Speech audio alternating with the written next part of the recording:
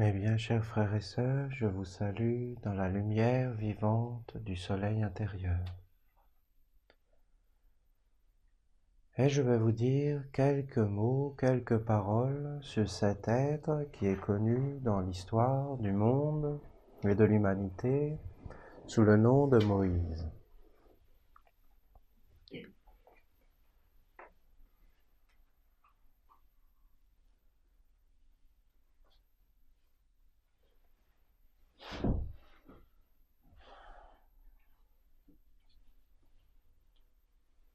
On a dit de Moïse, et Moïse est devenu un Elohim au milieu de nous, ça veut dire au milieu des hommes. Moïse est devenu un Dieu, un homme-Dieu au milieu des hommes.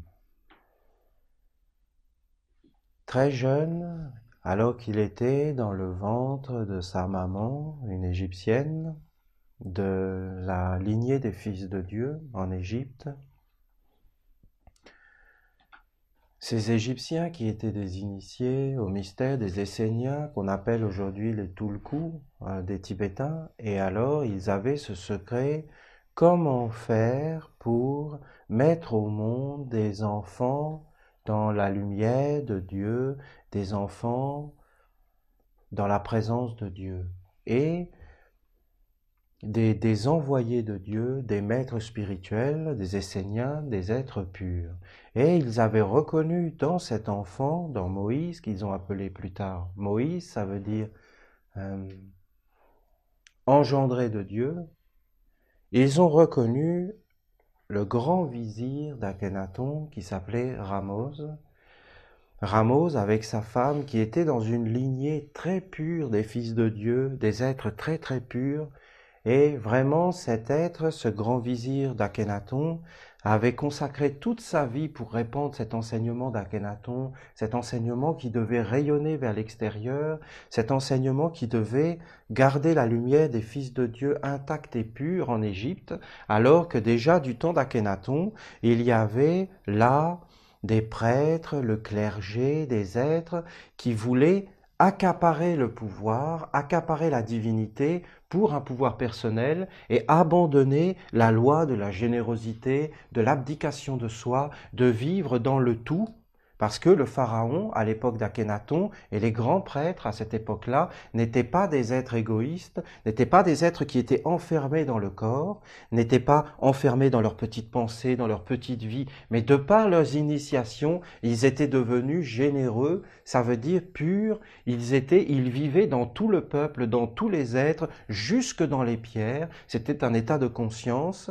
interne qui était obtenu par l'initiation des mystères, et l'homme traversait la mort de son corps physique et aussi la mort de son moi, et là il trouvait le moi supérieur qui était Dieu en fin de compte, et il communiait avec lui, mais pas simplement dans une philosophie ou dans une théorie religieuse extérieure morte, mais réellement. C'est pour ça que ces êtres, ils leur ont construit des pyramides et des temples, parce qu'ils étaient à l'intérieur de ces temples, protégés, et ils rayonnaient les forces de Dieu. Et on peut réellement dire que quand ces pharaons étaient sur la terre, alors Dieu était sur la terre réellement, il était là, et tous les prêtres, tous les hommes servaient Dieu, travaillaient pour Dieu dans la personne de Pharaon, mais Pharaon était réellement Dieu parce qu'il était un être impersonnel vivant dans tous les hommes et ayant le savoir de tous les hommes, de tous les animaux, de toutes les plantes, de toutes les pierres. Il était le garant de l'ordre divin.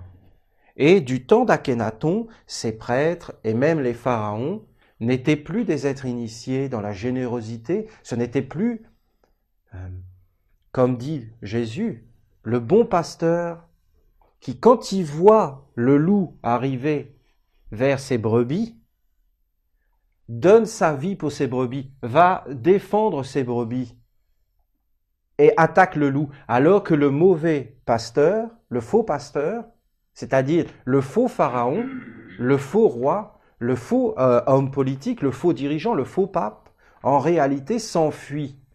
Il s'enfuit et il laisse ses brebis.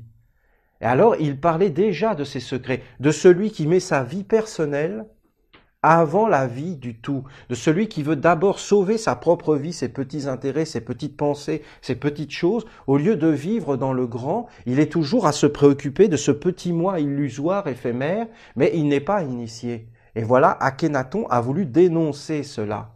Parce que quand un homme de cette sorte, égoïste, prend le pouvoir et est à la tête d'un gouvernement, d'un pays, d'un peuple, alors il appelle à lui les démons, parce que ce sont les démons qui viennent de la terre et qui sont attirés vers cet homme, et alors ils éveillent en lui l'avidité, la ruse, la soif de pouvoir, une espèce de diplomatie malsaine, la violence, et toutes ces forces de la guerre, et Akhenaton a voulu lutter contre ça. Il est mort pour son peuple, pour la terre, pour l'humanité. Et Ramose, cet être tellement extraordinaire, et surtout sa femme à Ramose, qu'est-ce qu'elle était lumineuse. Elle était quelque chose qui venait des anciens temps. Et elle était pleine de lumière, pleine de douceur. On peut voir aussi encore aujourd'hui des représentations d'Akhenaton, plein de lumière, plein de douceur dans sa famille. Et même sur le trône royal, il avait fait peindre une scène où il était avec ses enfants, sa femme, il y avait le soleil qui rayonnait sur sa famille et son foyer. Et c'était vraiment ces femmes, à cette époque, qui étaient pleines de lumière pour connaître ses secrets, qu'aucune force sombre ne rentre dans le foyer. Et c'était vraiment quelque chose de très puissant. Et les femmes étaient dans la lumière de Dieu et elles étaient dans le foyer et elles connaissaient ses secrets. Moïse est donc la réincarnation de cet être. Et il avait eu tellement d'amour pour Akhenaton, pas pour l'homme, mais pour toute sa vision. Il avait tellement vu ces choses-là, qu'en se réincarnant, c'était inscrit dans son âme. Et il voulait continuer l'œuvre de son maître. Et les êtres qui étaient à cette époque-là en Égypte ont vu dans ce jeune enfant la réincarnation de Ramose et aussi sa mission. Et voilà, il a été élevé tout petit par des femmes qui ont pris soin de lui, qui l'ont vraiment nourri, protégé. L'enfance de Moïse est une enfance féminine.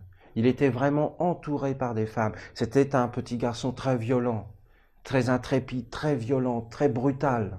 Il était très fort, il avait une force de persuasion dans la parole. Il était toujours un peu sous la domination, il voulait vraiment asservir, il avait une force en lui, il était très puissant. Et toutes ces femmes lui ont montré la douceur, l'entouraient de douceur, lui ont montré les forces de la douceur, et tout doucement, elles l'ont initié au secret du serpent et de la terre, au secret de l'eau et du serpent, et au plus haut secret des temples, que ces femmes étaient les gardiennes à cette époque-là. Les trois mystères, d'abord les mystères d'Hathor, il a été initié au mystère d'Hathor, qui représente les mystères du corps physique et de l'énergie dans le corps physique, mais aussi les mystères du sexe, de la sexualité, mais pas simplement les mystères de tout ce qui fait bouger le corps, de ce qui fait bouger les bras, de la force qui est derrière la parole. Et là, il a vu le serpent à travers l'homme, le serpent de la terre, et il a été éveillé dans ce serpent. Après, ils l'ont initié au mystère d'Isis. Et c'est là qu'on a dit qu'il a été sauvé des eaux, parce que Isis représente ce fleuve, avec la barque sur le fleuve, qui est les mystères de la lune. Après avoir été initié au mystère de l'énergie de la terre, de l'âme de la terre, des forces qui passent à travers les arbres, les pierres, à travers les nuages, à travers les animaux, à travers les hommes. Il a été initié au mystère d'Isis, les mystères de la lune. Et vous pouvez voir cette lune dans son croissant qui fait comme un bateau. Ça fait le bateau, la barque d'Isis, et elle est noire entre les deux. Et vous voyez aussi les cornes d'Hathor et d'Isis avec le disque au milieu. Le disque noir, c'est-à-dire sauver des eaux, sauver des eaux du monde, de l'inconscience et du serpent inconscient. Il a éveillé cette énergie à l'intérieur de lui et en fin de compte, il est sorti de la masse. Il a été préparé pour la prêtrise, pour les mystères d'Osiris, pour la prêtrise, pour une individualisation à l'intérieur et de ne plus être sous la possession de ce serpent qui entre dans les hommes. Et les hommes vivent inconsciemment, mangent inconsciemment, regardent inconsciemment, parlent d'une façon totalement inconsciente, sont asservis par les forces de la terre, se déplacent d'une façon inconsciente, mais ne sont pas dans le grand éveil et dans la grande pureté intérieure de leur âme. Ils n'ont pas été consacrés, ils n'ont pas été engendrés. engendré, lavé par le baptême, lavé par le Nil, le fleuve sacré, et engendré par l'eau de la pureté à l'intérieur, et de voir le monde supérieur à l'intérieur d'eux, et de voir ses secrets. Alors, après être initié au mystère d'Isis, il a été initié au mystère de Maat, la vérité, c'est-à-dire la lumière qui descend à l'intérieur de lui. Et c'est là qu'il a vu la vérité, il a vu la clarté à l'intérieur. Il a eu d'abord une préparation pendant toute sa jeunesse. Cette préparation a abouti dans le fait qu'il a été consacré, purifié. Vous voyez, c'est quelque chose. Tu prends un objet, tu le prépares. Tu le prépares, par exemple une pierre, tu le prépares pour la paix. Mais qu'est-ce que tu fais? Tu le nettoies, tu nettoies cette pierre, tu la prends d'une certaine façon parce que tu veux nettoyer tout ce qu'il y a à l'intérieur d'elle. Si elle a quelque chose de sale sur elle, tu l'enlèves avec de l'eau et après tu la prépares. Ensuite, tu mets ta main sur cette pierre et tu prononces des paroles et tu fais vivre quelque chose dans ton cœur, dans ton âme et tu dis que cette pierre soit consacrée à la paix dans le monde, par exemple. Il faut déjà avoir une âme très élevée pour penser une telle chose, d'accomplir un tel acte. Il faut vraiment être dans une grande lumière, quelque part. Mais alors, tu dis vraiment que cette pierre soit consacrée à la paix. Et tu vis un état d'âme. Mais la pierre n'est plus la même pierre. Elle a été complètement différenciée par rapport à toute autre pierre qui sont inexistantes pour toi. Mais celle-là, tu sais quelque chose sur elle parce qu'elle a été consacrée. Oui, mais l'être de la paix, qui n'est pas du monde, qui est dans les étoiles, qui est dans un autre monde, descend sur la pierre. Et ta parole, ton sacrifice, ton travail a été réalisé. Ça veut dire que cet être vient et la consécration est efficace. Pourquoi? Parce que nous préparons les choses, mais seul le divin les accomplit. Seul le divin entre ou n'entre pas dans les choses que nous avons préparées. C'est comme mettre un enfant au monde. Seul le divin inspire en lui l'air ou n'inspire pas. Le bébé a beau être préparé, si le divin n'inspire pas, le bébé n'est pas là. Il n'y a pas la vie. C'est l'illumination, ce sont les mystères de Maat. Maat, ça veut dire la vérité descend et rend tout réel. Et cette pierre que tu as consacrée, alors l'être de la paix descend et tu es illuminé parce que tu vois, oui, ça s'est réalisé. Ces choses se sont réalisées. J'ai pris une pierre, je l'ai extraite de toutes les autres pierres. Je l'ai préparé, nettoyé, j'ai préparé un endroit, j'ai préparé quelque chose. Après, je l'ai consacré avec ma parole, ma pensée, mon geste, mon cœur. Et cette pierre, j'ai mis une force dedans. Mais cette force n'était qu'une force. Mais voilà que quelque chose descend du ciel de la paix et vient habiter la pierre. Et la pierre est illuminée. Et voilà les mystères, les trois mystères. Les mystères d'Hathor, de préparer quelque chose. Les mystères d'Isis, de le consacrer, de le sortir du lot, de le sauver des eaux de l'inconscience, de le préparer, de l'élever, de le consacrer. Consacrer quelque chose, ça veut dire relier cette chose à une autre chose, en haut ou en bas. Je consacre un endroit de mon jardin pour planter des poireaux. C'est consacrer à une entité les poireaux. Et c'est consacré pour un but, soit pour gagner de l'argent, soit pour manger, soit pour offrir à des amis. Mais si vous voulez, il y a quelque chose là-dedans de magique dans tout ce que nous faisons dans le quotidien.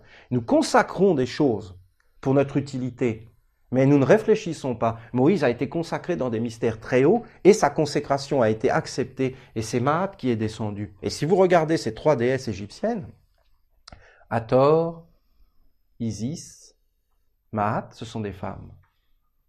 Et Moïse a été initié par ces femmes. Qu'est-ce qu'il a vu?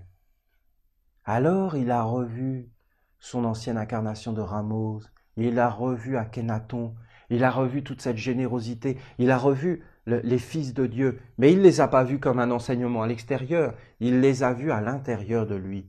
Et là, il a vu le mauvais prêtre et le faux pharaon qui était incarné en Égypte. Mais ça n'a rien à voir avec l'Égypte. On peut très bien dire n'importe quel roi, n'importe quel prêtre, qui n'est pas au service du divin, ça veut dire la loi de l'amour et de la générosité, mais qui vit pour lui, ou alors pour sa chapelle, pour sa boutique, pour sa petite religion, pour ses idées. au détriment des idées d'un autre, au détriment des autres. Il n'est pas dans cet état dont Jésus parle, je suis en vous, vous êtes en moi. Le Père et moi, nous sommes un. Il n'a pas atteint cet état de l'initiation très haut, où il est vraiment dans l'amour pour tous les êtres, dans le respect, où Dieu est au-dessus, où le bien est au-dessus de tout. Comme Jésus dit au bon maître, mais qui appelles-tu bon? Dieu seul est bon. Ça veut dire la bonté est au-dessus de tous les hommes, même d'un pharaon, même d'un roi, même d'un Jésus, même d'un Christ, même d'un grand initié. Un grand initié est grand, non pas par lui-même, mais par la bonté. Dieu seul est grand en réalité. Aucun homme n'est grand par lui-même, aucun être. Mais quand il est en harmonie avec Dieu, ça veut dire Dieu est amour pour tous les êtres, alors il est dans la vraie harmonie. Mais si l'homme prend les choses pour lui, alors il n'est plus dans l'harmonie. Voilà ce qu'a vu Moïse. Moïse a vu, comme vous voyez le soleil, il a vu Pharaon comme un démon, le roi comme un démon.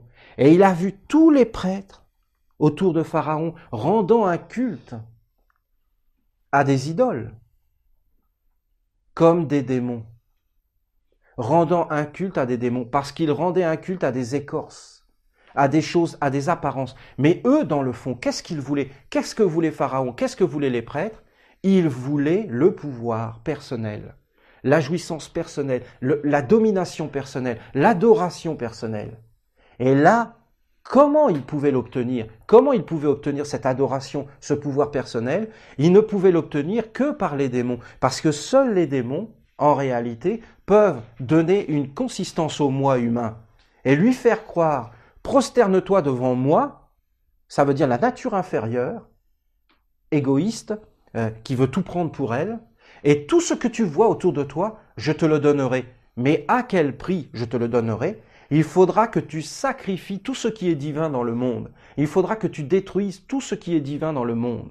Et c'était quoi, détruire tout ce qui est divin dans le monde? C'était en réalité, il nous faut à manger, donne-nous le peuple, et nous viendrons dans le peuple, et nous le dévorerons. Et Moïse a vu que le peuple était dévoré à cause de Pharaon. Et plus les êtres étaient dévorés, plus Pharaon était puissant et plus les prêtres étaient puissants. Et alors, ces démons sont rentrés dans les institutions. Ils sont rentrés chez les prêtres. Et après, Saint Jean a dit, et là voilà la grande prostituée. Et la grande prostituée, quand il parlait de prostituée, alors on a dit, ah, c'est les prostituées qui se prostituent dans les rues. Ça n'a rien à voir, c'était les prêtres. Les prêtres, le cercle des prêtres, qui se sont tournés vers la bête, ça veut dire Pharaon, mais Pharaon, comprenez bien, n'importe quel roi ou dirigeant d'un peuple, qui, en réalité, ont adoré cet être et ont prostitué le divin, se sont détournés de Dieu. Et vous avez une parole de Jésus qui représente exactement ce moment où Moïse est devant Pharaon avec les prêtres de Pharaon. Vous le voyez ce moment. Moïse est devant Pharaon.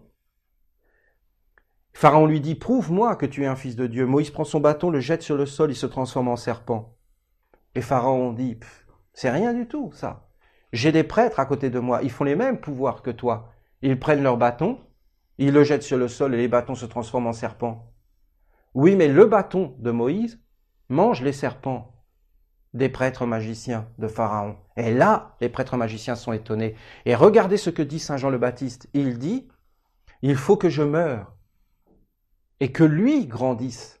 Et il faut que le moi supérieur détruise le moi inférieur pour qu'il apparaisse en lui. Et là, les prêtres magiciens ont vu que Moïse était un grand initié plus fort qu'eux, parce qu'ils ont vu sa vie intérieure. Il était mort à l'intérieur et avait laissé le divin entrer à l'intérieur de lui. Il était devenu un homme-dieu, délivré de la personnalité des choses petites de la terre. Et c'est pour ça que son serpent a dévoré les autres serpents, parce qu'en réalité, il leur a montré l'image de l'initiation. C'est-à-dire que la nature inférieure doit être consacrée à la nature supérieure et que la loi de générosité est plus grande. Maintenant, regardez, la même scène se passe dans l'évangile selon saint Jean avec Jésus. Jésus est devant les prêtres et il dit, ils leur disent, les prêtres disent à Jésus, nous sommes des fils d'Abraham. Il leur dit, non, vous êtes des fils de votre père, le diable. Et c'est la même scène de Moïse devant Pharaon et les prêtres, de Jésus devant les prêtres du Sanhédrin. La même scène. Nous ne sommes pas des fils de la prostitution. Notre père est Abraham. Si votre père était Abraham, vous me reconnaîtriez. Parce que ce que le Père me dit, je vous le dis. En vérité, je ne fais rien de moi-même. Je suis un avec le Père. C'est Moïse devant Pharaon. Regardez comment les mêmes scènes se sont reproduites, avec les mêmes choses qui se sont reproduites. Et ils ont essayé de le tuer de la même façon, mais ils n'ont pas réussi à l'attraper. Vous voyez? Alors pourquoi je vous dis tout ça? Parce que je voudrais vous montrer la vision d'un homme-dieu. Comment Moïse, qui était un homme, s'est mis au service du divin. Et comment il a essayé réellement d'empêcher une catastrophe d'arriver dans l'humanité, c'est-à-dire d'empêcher Pharaon de faire dévorer tous les hommes par des démons.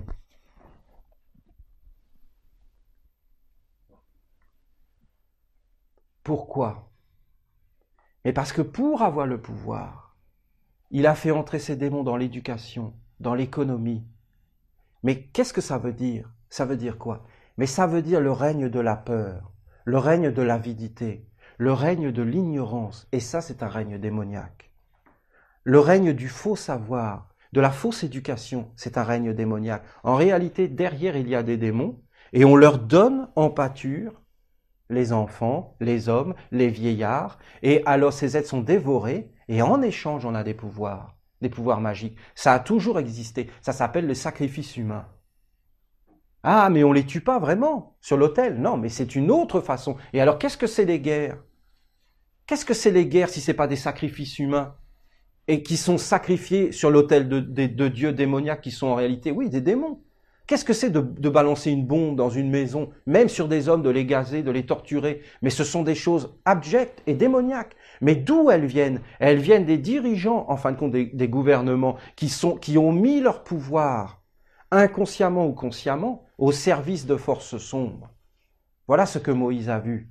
Et quand il est devant Pharaon, les serpents des prêtres, les prêtres de Pharaon transforment leur bâton en serpent. En réalité, ils voient ces forces.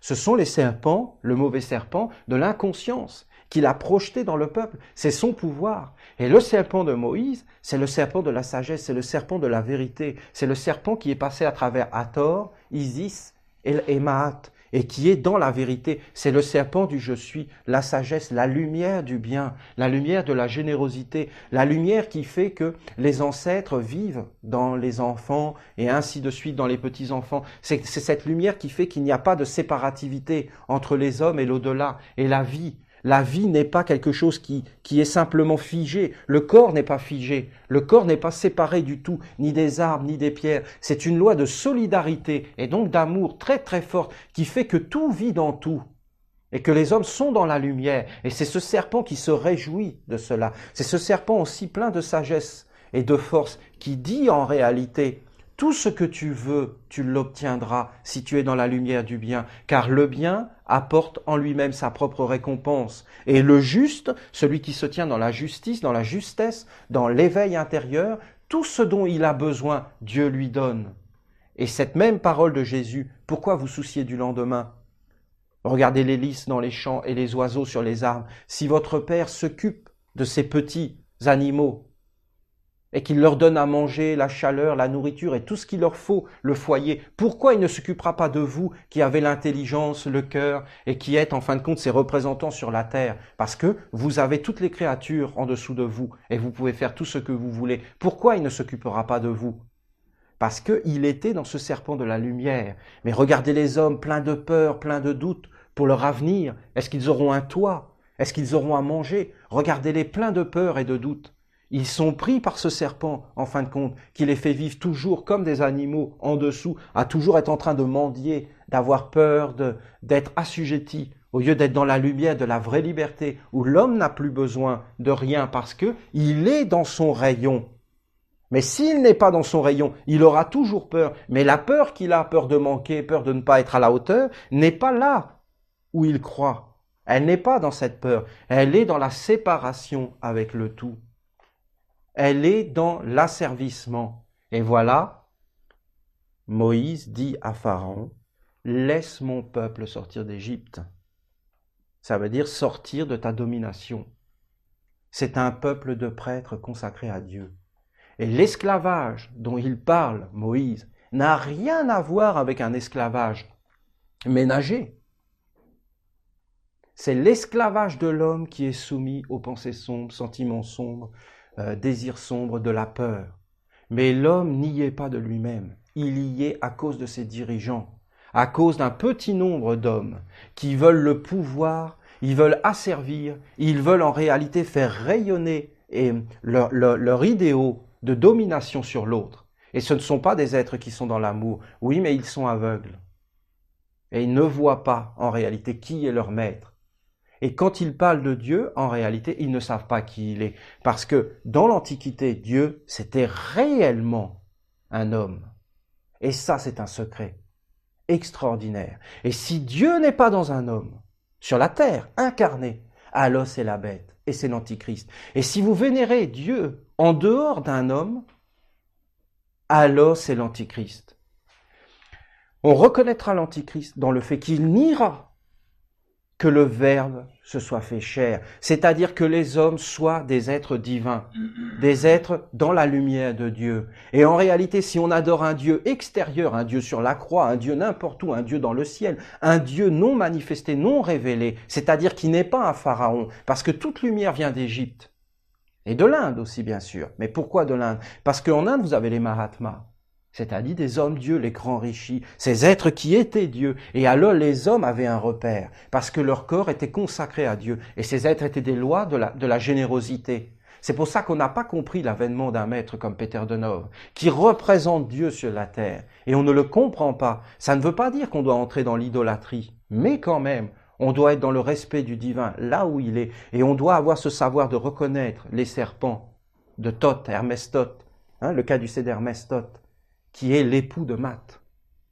C'est-à-dire que quand on arrive au sommet de l'initiation féminine, Maat, on voit les deux serpents, Hermès Thoth, et on est initié dans la connaissance du bien et du mal, par la femme en réalité, le côté féminin. Bon, ce serait trop long à rentrer dans tous ces détails. Et alors on voit Hermès Thoth, les deux serpents, et là on est dans la vision juste, et on peut voir séparer le bien et le mal. Et on voit cette vérité, ce que je vous dis. Ils ont usurpé, regardez bien comment ça s'est fait, même d'une façon historique, ils ont usurpé la divinité de l'homme à travers César. César est Dieu, un Dieu réel, c'est ce qu'ils disent. Oui, mais en réalité, regardez, ce sont les légions romaines, c'est la destruction, c'est l'anéantissement, c'est la guerre, c'est le sacrifice, c'est le sang qui est versé. Rien n'a changé, rien n'a changé. Simplement, aujourd'hui, au lieu de se battre avec des épées, des lances et des flèches, on se bat avec des rayons laser, des bombes atomiques, des missiles et des choses comme cela, avec des ordinateurs et des espèces de moustiques géants en fer. Mais rien n'a changé. Derrière, ce sont toujours les mêmes forces qui sont là et qui se nourrissent des mêmes hommes qui donnent leur force à ces êtres-là. C'est révolutionnaire. C'est totalement tranchant. Il n'y a aucun pacte à faire avec ces forces-là. On ne gagne rien du tout là-dedans. Ah mais Olivier, nous avons été élevés là-dedans. Mais oui, nous avons été élevés là-dedans. Je vais vous dire la vérité, moi, comment je le vois. Vous avez Hathor, vous avez Isis, vous avez Maat. Un enfant, il est initié au mystère d'Hathor. Son corps est préparé. On lui donne le lait, ça veut dire la divinité. Parce qu'une mère qui donne son sein à un être, c'est Dieu en personne. Personne ne peut donner son propre corps en nourriture si ce n'est pas Dieu. Et même Jésus l'a dit, prenez et mangez, ceci est mon corps. Si vous ne mangez pas mon corps et ne buvez pas mon sang, vous n'aurez pas la vie éternelle. Mais qu'est-ce qu'ils ont compris de ces choses-là? Il était Dieu en réalité sur la terre et il se donnait en nourriture. Et il a dit, mes paroles sont esprit et vie. Mais toutes les femmes font ça à la base. L'enfant a été préparé, habillé, nettoyé, langé, et après, on l'a envoyé dans des écoles. Et là, il a été préparé et formé, et à la fin, on lui a donné le bac ou je ne sais pas de quoi, et il a été consacré. Consacré. Regardez ces choses, on les vit tous les jours. Consacré, c'était les mystères d'Isis. Consacré, et après, illuminé, confirmé. Mais pour qui? Consacré à qui? À quoi? Pourquoi? Pour qui? Là, voilà la grande question. Et vous avez les mêmes mystères. Mais ça, on ne veut pas le voir. parce que c'est trop extraordinaire. Et vous voyez bien le combat et le conflit. Ces religions, le judaïsme, le christianisme, et toutes ces religions sont devenues des lettres mortes par rapport au message qu'elles portaient, un message d'Égypte, de sortir de l'esclavage, du moi mortel, des petites pensées de chercher toute sa vie les numéros du loto. Mais des grandes pensées, de la pensée vivante, de la pensée de fusionner avec les arbres, avec les océans, d'ouvrir son âme, de fusionner, d'aller vers le haut, de trouver un but, un idéal, de trouver sa place, de connaître qu'est-ce que c'est que l'homme, qu'est-ce que c'est l'humanité, de trouver les hommes-dieux et de les vénérer, c'est-à-dire le peuple de prêtres de Dieu. Parce que pour moi, si vous voulez mon avis, le vrai pharaon de notre époque, c'était Peter de Nove. Mais on peut même dire Rudolf Steiner. Même s'il n'a pas cette dimension de pureté et de maîtrise, mais quand on regarde son œuvre après coup, on voit que cet homme a rayonné des forces, c'était un bon pasteur, il a rayonné des forces pour l'humanité, des forces de connaissance, de spiritualité, et même ceux que ça peut rebuter un peu, toutes ces choses un peu étranges qu'il dit, si vous regardez le fond et que vous laissez tout poser, vous verrez l'amour à la base. L'amour de l'homme, mais l'amour de toutes les créatures vivantes. Il faut entrer là-dedans d'une façon réelle. Vous voyez? Alors, Moïse, c'est toute une autre image que ce que l'on nous a dit. Vous voyez? Moïse, c'était un être qui n'était pas forcément sage, qui n'était pas forcément dans l'amour, mais il avait une force. Il était déterminé. Et le serpent lui a montré. Je fais un geste, c'est le serpent qui passe. Je dis une parole, c'est le serpent qui passe. Il voyait tout. Il voyait quelqu'un en train de marcher, en train de bouger. Il voyait le serpent. Ça veut dire, il voyait les forces ésotériques cachées de l'âme de la terre passer à travers lui. Il voyait exactement dans quelle région il pensait, dans quel état d'âme il vivait. Est-ce qu'il était en enfer ou au paradis? Il voyait tout dans les mouvements, dans les gestes.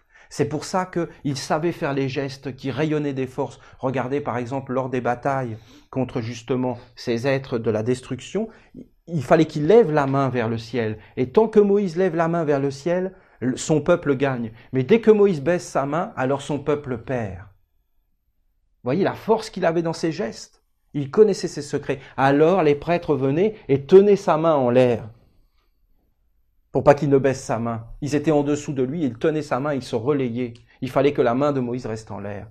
Il avait ce secret dans les gestes, de connaître tous ces secrets, toutes ces forces qui passent à travers les hommes. Et c'est pour ça qu'il a vu les serpents de Pharaon. Et il voyait réellement qu'est-ce qui se passe, qui passe à travers l'homme, pourquoi, pour qui. Parce qu'il est dit dans la Genèse, il n'est pas bon que l'homme soit seul. Et alors on s'est dit, ah bien, on va fabriquer une femme pour que l'homme ne soit pas seul. Mais ça ne veut pas simplement dire ça. Ça veut dire, il n'est pas bon que l'homme soit seul. L'homme n'est jamais seul. Jamais. Il est toujours en communion avec la vie. Ça veut dire que il y a une solidarité dans le bien, il y a une solidarité dans le mal. Quand un homme fait le mal, c'est tout le mal qui fait le mal. Et c'est tous les hommes qui font le mal, qui se renforcent et qui vivent en lui et qui le soutiennent. Et quand un homme fait le bien, c'est tous les hommes qui font le bien, qui se réjouissent à travers lui et qui vivent en lui. Il n'y a jamais un homme qui fait le bien tout seul. Il fait le bien parce que d'autres hommes ont fait le bien avant lui. Et alors c'est sa semence qui se réincarne en lui. Ça, c'est des secrets. C'est des secrets que si vous êtes dans la prière, si vous êtes dans la belle pensée, dans les bons souhaits, si vous voulez des belles choses pour la terre, si vous vous engagez pour faire un travail, même un petit travail, si vous êtes seul, vous êtes pauvre et triste, si vous êtes en communion avec tous les êtres qui sont derrière cette pensée, cette prière, derrière cette force, vous êtes dans la lumière, vous êtes vraiment en communion, voilà un enseignement de Moïse. Vraiment, Moïse voyait ces choses-là à la perfection. Sa femme, qui était avec lui quand il était Ramose, s'est réincarnée, pas comme sa femme, mais comme sa sœur. Et elle s'appelle dans la Bible Myriam. Et cette femme, Myriam, était, je pense, une grande prêtresse de ce culte. Il y avait il y en avait un autre, et il y avait Myriam, et Myriam était la prêtresse de toutes les prêtresses. C'était pas la femme de Moïse, qui était la grande prêtresse Zéphora. Elle s'appelait Zéphora, la femme de Moïse. C'était une noire. Mais il y avait sa sœur Myriam. Et alors, tout ce qu'elle avait travaillé au temps d'Akhénaton dans le foyer, comment il fallait faire dans la maison pour amener l'harmonie, elle est devenue grande prêtresse de Dieu dans la vie d'après. Et toutes ces forces qu'elle avait travaillées dans le foyer, elle les a rayonnées vers l'extérieur. Et alors, quelle femme c'était! Elle est représentée dans le tableau qu'on a restauré avec Olivier sur cette fresque. C'est Moïse et sa femme, la fresque égyptienne pour travailler le couple. Et alors, vraiment, elle est devenue grande prêtresse. Ce que vous faites à l'intérieur, ce que vous maîtrisez dans une vie réellement pour le bien, pour l'harmonie, vous le retrouverez dans une autre vie pour le rayonner à l'extérieur. Tout ce que vous faites à l'intérieur, d'aménager votre maison intérieure, ensuite d'aménager votre foyer extérieur, et après, vous aménagerez le monde. Mais si vous n'avez pas aménagé votre maison intérieure, si vous n'avez pas aménagé votre foyer extérieur, vous n'aménagerez jamais le monde. Vous comprenez? Vous les comprenez, tous ces secrets? Est-ce que c'est pas vrai ce que je dis? Est-ce que c'est la dignité de l'homme de laisser entrer n'importe quoi à l'intérieur de lui, n'importe quelle parole de n'importe quel rigolo qui raconte n'importe quoi à la télévision et qui, ces gens-là, sont des présidents de la République alors qu'ils devraient être à cultiver les fleurs et les jardins et qui seraient à leur place, à ramasser les poubelles et à nettoyer les crottes sur les trottoirs.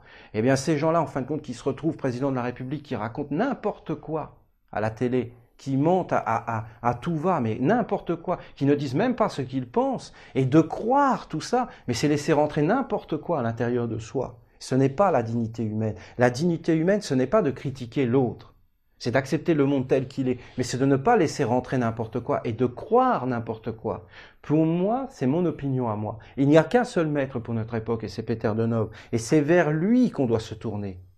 Et on doit étudier ces paroles, ou Rudolf Steiner, ou Ivanov si vous voulez, ou Saint-Yves d'Alvèdre. On doit étudier leurs paroles et les réaliser dans notre vie, et savoir qui est notre maître en réalité, et quelle philosophie on sert. Et après, vous devez réaliser dans votre vie ces paroles.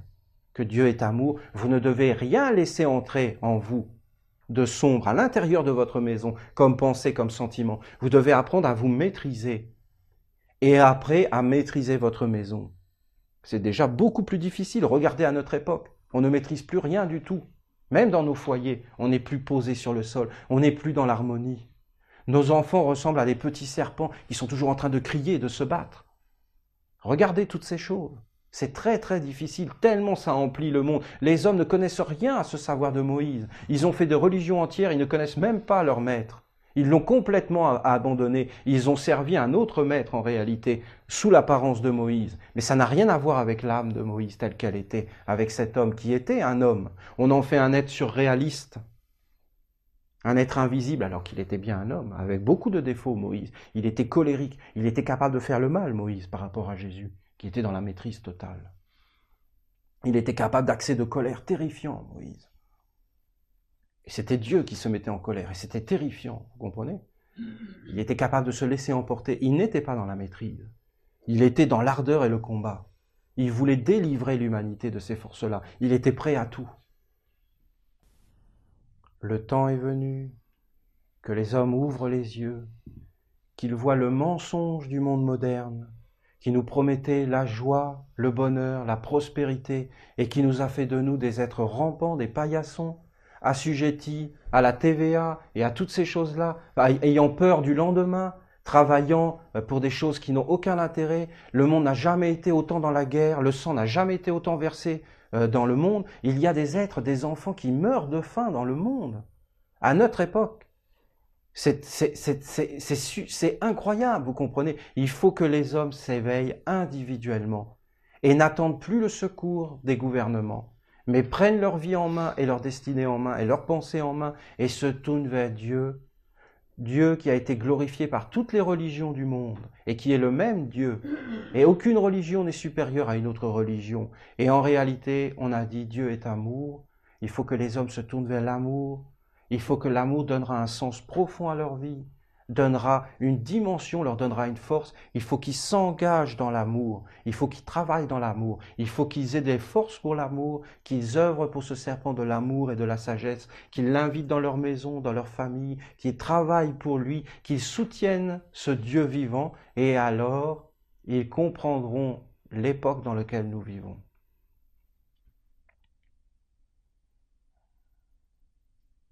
Car Dieu va venir dans notre époque, et tout ce que nous voyons de terrifiant, en réalité, c'est une préparation de l'épouse pour les noces de l'agneau.